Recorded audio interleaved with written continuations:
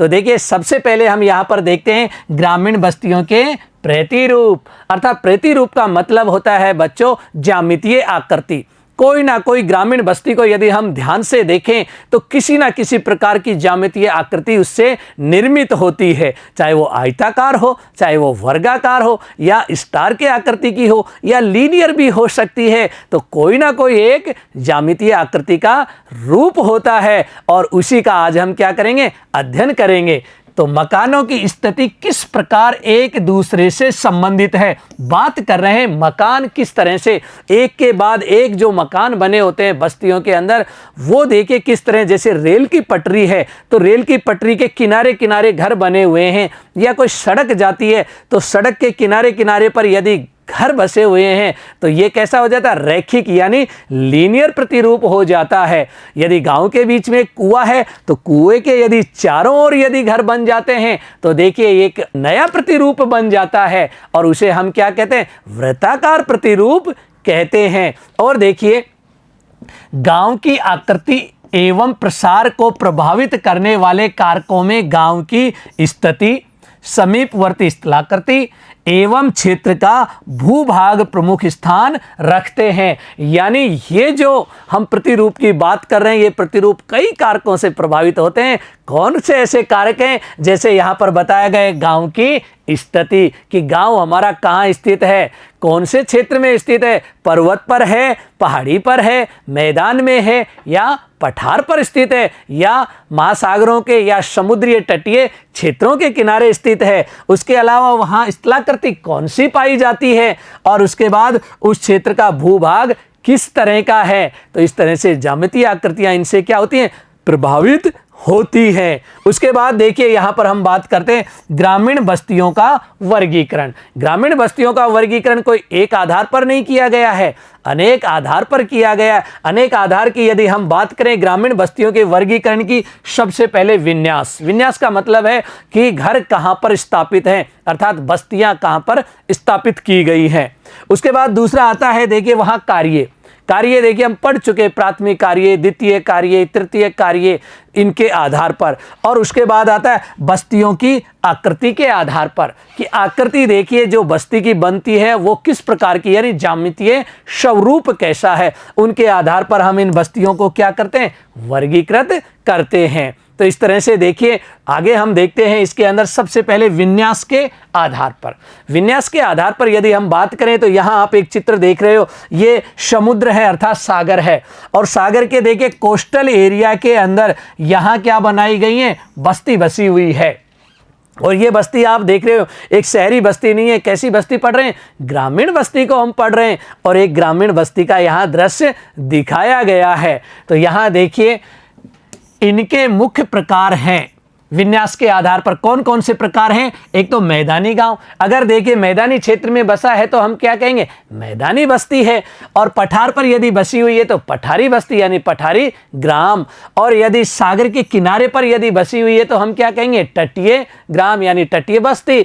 और वनों में यदि बसी हुई है तो क्या कहते हैं, वन ग्राम कहते हैं। इसी प्रकार यदि मरुस्थलीय भाग में यदि कोई बस्ती बसी हुई है तो उस बस्ती को क्या कहा जाएगा, मरुस्थलीय ग्राम या बस्ती। जैसा कि मैंने चित्र में दिखाया गया है, तो बताओ ये किस प्रकार की बस्ती है, ये सागर के किनारे पर स्थित है, इसलिए तटीय प्रकार की बस्ती का उदाहरण दिखाया गया है। अब दूसरे प्रकार का देखिए हम यहाँ पर देखते हैं कार्यों के आधार पर वर्गीकरण देखते हैं। और कार्यों के आधार पर यहाँ आप देखोगे एक ग्रामीण परिवेश का चित्र दिखाया गया है, और इस चित्र के अंदर देखिए यहाँ आप विभिन्न प्रकार के क्या देख रहे हैं, पशु भी देख रहे हैं और साथ में उनका चारा भी। और पशु देखिए कौन से प्रकार के उसमें आता है, पशुपालन प्राथमिक क्रियाकलापों के अंतर्गत आता है। तो यही देखिए इसमें कृषि ग्राम, जहाँ खेती की जाती है उसको कृषि ग्राम, और मछुआरों का जो गांव होता है उसको क्या कहें, मछुआरों के ग्राम।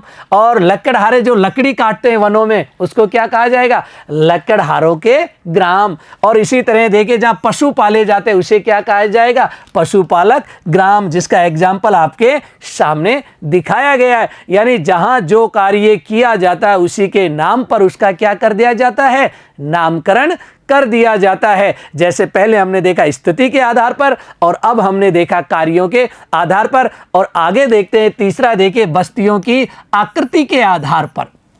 अर्थात आकृति का संबंध किससे है? ज्यामितीय आकृतियां। अब यहां देखिए, इसमें कई प्रकार की ज्यामितिक आकृतियां हो सकती हैं, जैसा कि रेखीय। रेखीय क्या होता है? एक लाइन क्या कहलाती है? रेखीय। और उसके बाद देखिए आयताकार, यदि हम इस तरह से बात करें तो ये आकृति कैसी हो सकती है? आयताकार। फिर उसके बाद देखिए दे रखा है वृत्ताकार भी घर हो सकता है। तारे के आकार का भी देखिए क्या हो सकता है? घर हो सकते हैं या बस्तियां हो सकती है। फिर दे रखा है टी आकार की, इस तरह से भी बस्तियां, यानी एक सड़क मार्ग इस तरह से और दूसरी सड़क आके यदि मिलती है तो आकार बन गया टी आकार का।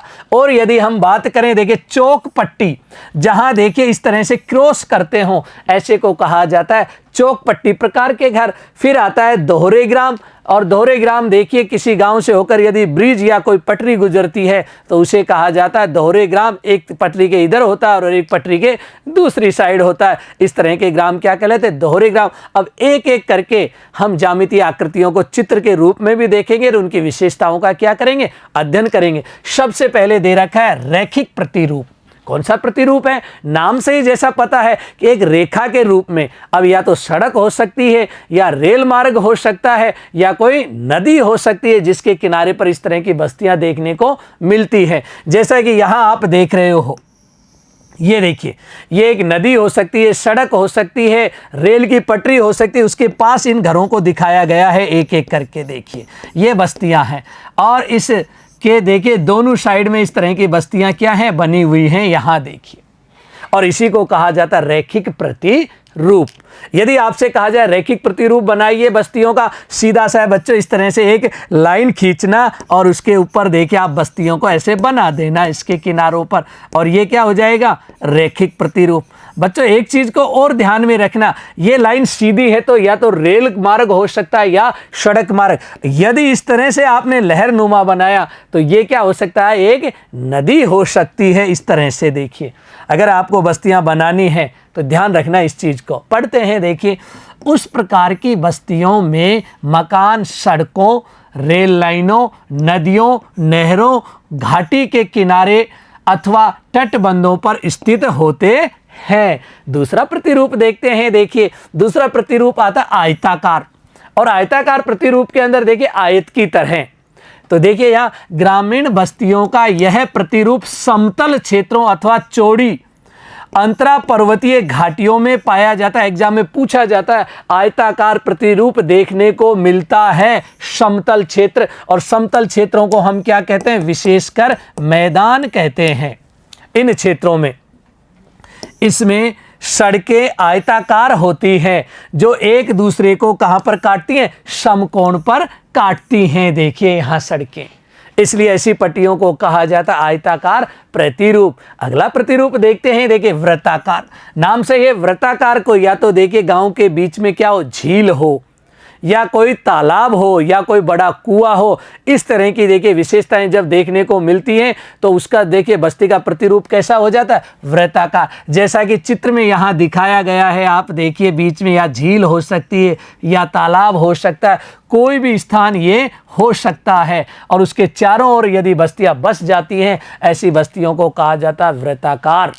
देखिए इस प्रकार के गांव झीलों व तालाबों आदि के क्षेत्रों के चारों ओर बस्ती बस जाने से विकसित होते हैं। कभी कभी ग्राम को इस योजना से बसाया जाता है कि उसका मध्य भाग खुला रहे, जिसमें पशुओं को रखा जाए ताकि वे जंगली जानवरों से सुरक्षित हो। पहले देखिए इस तरह के जो घर बसाए जाते थे या बस्तियां जो बसाई जाती थी, उसका कारण क्या होता है? जंगली जानवरों से सुरक्षा। बीच का भाग गांव का क्या हो? खुला हो, और वहां गांव के जितना भी पशुधन हो वहां पर सुरक्षित रहे, ताकि जंगली जानवर देखिए उनको किसी प्रकार की क्षति नहीं पहुंचा सकें। और देखते हैं प्रतिरूप। देखिए तारे के आकार का प्रतिरूप, स्टार। इसका मतलब ये होता है एक केंद्र होता है जहां पर विभिन्न मार्ग आकर मिलते हों, और उससे देखिए चारों दिशाओं से जब मार्ग आकर मिलते हैं तो ऐसे प्रतिरूप का निर्माण होता है जिसे कहा जाता है स्टार यानी तारा प्रतिरूप। जहां कई मार्ग आकर एक स्थान पर मिलते हैं और उन मार्गों के सहारे मकान बन जाते हैं, वहां तारे के आकार की बस्तियां विकसित हो जाती हैं। यहाँ देखिए केंद्र, और इससे विभिन्न रास्ते देखिए यहाँ से गुजर रहे हैं। और इन रास्तों के ऊपर जब बस्तियों का निर्माण हो जाता है तो उसे कहा जाता है स्टार यानी तारा प्रतिरूप कहा जाता है। और देखिए यहाँ पर अगले यदि हम बात करें टी आकार का, वाई आकार का, क्रॉस आकार का, तो देखिए एक तो ये है टी आकार का, उसके बाद आता है वाई आकार का, और तीसरा दे रखा है क्रॉस। इस तरह से 3 आकार, ये सब क्या हैं? यदि हम इनको देखें तो यहाँ ध्यान से देखिए कि एक मार्ग जा रहा है, दूसरा मार्ग आकर मिल जाता है, तो और यहाँ इनके किनारों पर जब बस्तियां बन जाती हैं तो इसको कहा जाता है टी आकार का। एक मार्ग देखिए और इस पर इस तरह से आकर यदि कोई मार्ग मिलता है तो उसे कहा जाता है वाई आकार का प्रतिरूप। और इस तरह से एक मार्ग और दूसरे मार्ग को क्या कर जाते, क्रॉस कर जाते हैं, तो देखिए इसको कहा जाता है क्रॉस आकार के प्रतिरूप, जो अपने यहाँ पर बताए गए हैं। तो यहाँ हम देखते हैं, यहाँ इस वाले क्षेत्र में देखिए वाई आकार का प्रतिरूप बन रहा है, इस वाले क्षेत्र में आप देखोगे टी आकार का प्रतिरूप बन रहा है। इस तरह से एक में ही ये प्रतिरूप दिखाए गए हैं। टी के आकार की बस्तियां सड़क के तिराहे पर विकसित होती हैं। कहां पर विकसित होंगी? जहां तिराहे 3 रास्ते आकर मिलते हों। जबकि वाई आकार की बस्तियां उन क्षेत्रों में पाई जाती है जहां पर 2 मार्ग आकर तीसरे मार्ग से मिलते हैं। 2 मार्ग आकर कहां मिल जाते हैं? तीसरे मार्ग पर। जैसे रिवर में इस तरह का यदि हम देखें कि यहां देखिए एक मार्ग है और इसमें देखिए 2 नदियां आकर मिलती है, एक इधर से आके मिल जाती है और एक इधर से आकर मिल जाती है। इस तरह से देखिए, और इनके किनारे यदि देखिए बस्तियां डेवलप हो जाती हैं तो ये कौन सा आकार बन गया? वाई आकार बन जाता है।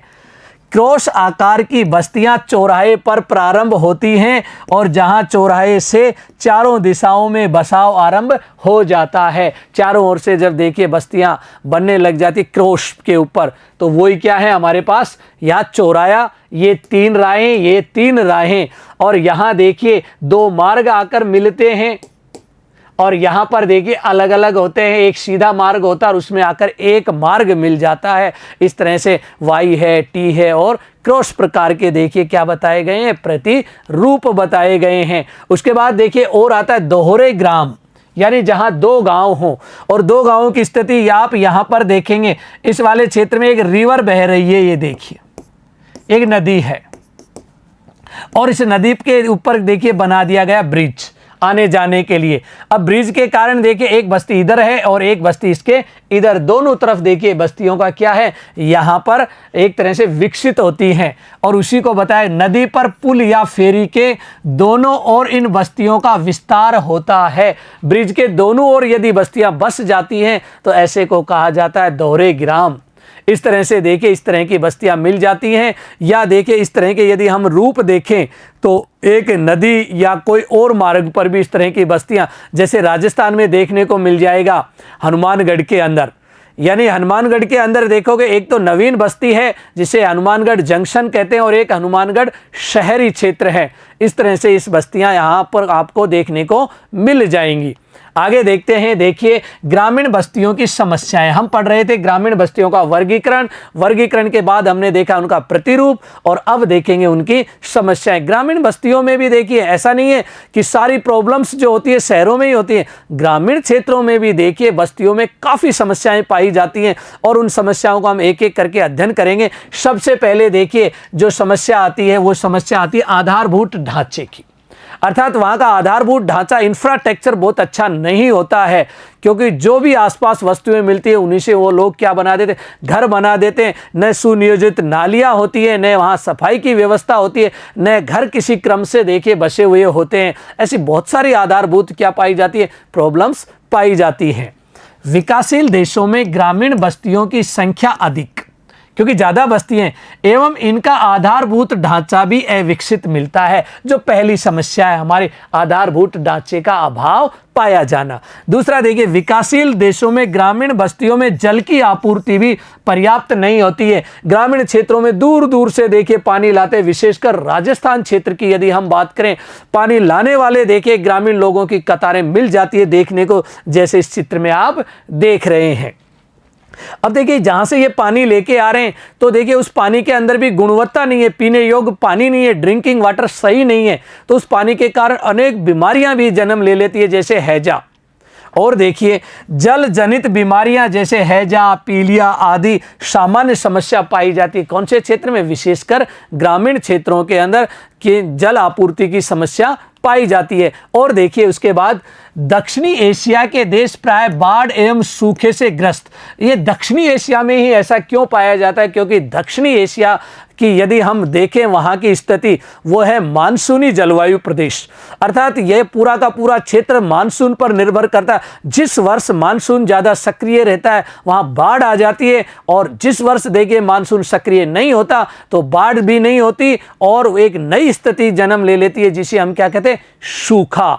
तो इस तरह से आप देखिए एक जो चित्र दिखाया गया है, किसका दिखाया गया है? सूखे का देखिए चित्र दिखाया गया, जहां पानी का क्या हो जाता है? अभाव हो जाता है। इसलिए मानसूनी जलवायु की दो सबसे बड़ी विशेषताएं होती है, कभी बाढ़ तो कभी सूखे की स्थिति। ये देखने को मिलती है कहां पर? दक्षिणी एशिया में। सिंचाई सुविधाएं कम होने से कृषि कार्य भी प्रभाव पड़ता है, यानी सिंचाई की सुविधाएं हैं नहीं, इसीलिए देखिए इस क्षेत्र की कृषि को कहा जाता है मानसून का जुआ कहा जाता है। मानसून अच्छा तो फसलें अच्छी, मानसून कमजोर तो देखिए सूखा, और सूखा होने के कारण कृषि वहां पर अच्छे से डेवलप नहीं हो पाती है। और देखिए शौच घर, जिसे हम कहते हैं शौचालय, एवं कूड़ा कचरा, गांवों के अंदर देखिए कूड़े कचरे के ढेर मिलते हैं, क्योंकि उनके निस्तारण की कोई सही व्यवस्थाएं नहीं होती है। लोग अपने घरों के फारी क्या डाल देते हैं? कचरे को डाल देते हैं। निस्तारण की सुविधाएं नगण्य हैं, यानी ना के बराबर हैं, जिससे इन क्षेत्रों में स्वास्थ्य से संबंधित समस्याएं बनी रहती हैं। कूड़े कचरे के कारण विभिन्न प्रकार की बीमारियों का क्या हो जाता है? जन्म हो जाता है। और देखिए यहाँ पर हम बात करें गृह निर्माण सामग्री, जैसा कि हम पूर्व में पढ़ चुके हैं, जहां जो सामग्री मिलती है उन्हीं से घर बना लिए जाते हैं। ये भी एक समस्या है। मकानों की रूपरेखा एवं उनके लिए प्रयुक्त होने वाली गृह निर्माण सामग्री हर पारिस्थितिकी प्रदेश में कैसी पाई जाती है? अलग अलग पाई जाती है। कहीं तो देखिए मिट्टी के घर हैं, कहीं छप्पर हैं, कहीं बांस से बने हैं, तो कहीं लकड़ियों से बने हैं, तो कहीं पत्थरों से बने हुए घर मिलते हैं। उसके बाद देखिए भारी वर्षा एवं बाढ़ के समय काफी नुकसान पहुंचाता है, एवं हर वर्ष उनके उचित रखरखाव की आवश्यकता पड़ती है। या हम बात करते हैं वर्षा और बाढ़, और भारत के संदर्भ में देखें तो देखिए जिस वर्ष मानसून बहुत ज़्यादा सक्रिय होती है वहाँ पर बाढ़ और वर्षा की समस्या से देखिए चारों ओर ग्रामीण क्षेत्रों में तबाही मच जाती है। इसके बाद आप देखिए एक चित्र देख रहे हैं, ये ग्रामीण परिवेश का है, ये पशुधन है। उसके बाद ये मानव ने अपना घर बना रखा है, और ये एक पेड़ है, उसी के नीचे उसका घर है, और इसी पेड़ की छांव के अंदर देखिए पशुधन, यानी ग्रामीण क्षेत्रों में पशुओं के साथ साथ मानव वहीं पर अपना घर बनाता है, और उन पशुओं के साथ साथ ही क्या करता है? वहाँ रहना शुरू कर देता है, यानी खाना पीना भी उन पशुओं के साथ साथ ही रहता है, जो एक ग्रामीण परिवेश की क्या है? एक कॉमन प्रॉब्लम्स है, क्योंकि इन पशुओं के कारण भी मानव के देखिए स्वास्थ्य संबंधी समस्याएं यहाँ पर आ जाती हैं। विभिन्न प्रकार की बीमारियां भी पशुओं से किस में प्रवेश कर जाती है? मानव के अंदर प्रवेश कर जाती हैं। एक ही मकान में मनुष्यों के साथ साथ पशु भी रहते हैं। इस मकान में पशु शेड और उनके चारा रखने की जगह भी होती है, यानी आधे जो मकान है उसके अंदर पशुओं का चारा रहता है, आधे के अंदर अपना निवास स्थान बना लेते हैं और पशुओं के साथ मानव रहता है। ये ग्रामीण क्षेत्रों की क्या है? एक समस्या है। आगे देखिए कच्ची सड़क, बिल्कुल सही बात है। गाँव के अंदर आजकल तो देखिए पक्की सड़कें बनना शुरू हो गई हैं। पहले कच्ची सड़कें वो भी बारहमासी नहीं हुआ करती थी। बारहमासी का मतलब है किसी ऋतु विशेष में कनेक्टिविटी टूट जाया करती थी, क्योंकि जैसे नदी में पानी आ गया तो रास्ता बाधित हो जाया करता। आजकल तो नदियों पर ब्रिज बनाए हैं, गाँवों को जोड़ने की कोशिश की जा रही है। आधुनिक संचार, तो पहले के क्षेत्र में देखिए ग्रामीण क्षेत्रों में सही ढंग से संचार व्यवस्था भी नहीं थी, चाहे टेलीफोन की व्यवस्था हो या मोबाइल फोन की व्यवस्था है, लेकिन धीरे धीरे इनमें क्या होने लगा है? सुधार हो रहा है।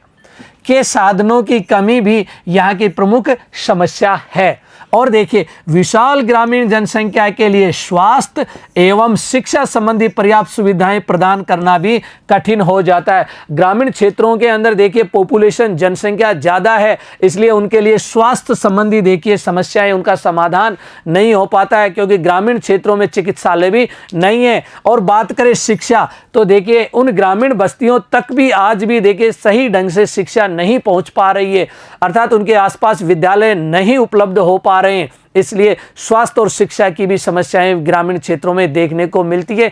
और इन्हीं क्षेत्रों में देखिए आज भी ड्रॉप आउट बच्चे काफ़ी मिल जाते हैं, और ऐसे बच्चे भी मिल जाते हैं जिनका आज तक नाम नहीं लिखा हुआ, ऐसे बच्चों को कहा जाता है अनामांकित बच्चे। इस तरह से देखिए आज के अध्याय में जो हमने पढ़ा ग्रामीण बस्तियां और ग्रामीण बस्तियों के विभिन्न प्रकार के प्रतिरूप, और प्रतिरूप के साथ साथ हमने पढ़ा ग्रामीण क्षेत्रों में पाई जाने वाली प्रॉब्लम्स। एक एक करके देखिए हमने चित्रों के माध्यम से भी उनको समझने की कोशिश की। बच्चों इनको आप क्रमबद्ध रूप से देखिए, इनको लिखना कि ग्रामीण क्षेत्रों में कौन कौन सी समस्याएं पाई जाती है। यदि आप ग्रामीण क्षेत्र में निवास करते हैं तो अपने आसपास के क्षेत्रों को देखना और अपनी कॉपी में नोट करना कि आपके आसपास कौन कौन सी समस्याएं हैं, जो मैंने बिंदुवार पढ़ाई है क्या उसी तरह की समस्याएं हैं। इन चीज़ों के ऊपर देखिए आप एक तुलनात्मक अध्ययन कर सकते हैं बच्चों। अगले वीडियो के अंदर देखिए हम पढ़ेंगे बच्चों शहरी बस्तियां, और शहरी बस्तियों के प्रतिरूप देखेंगे, बड़े बड़े शहरों के भी एग्जाम्पल के रूप में हम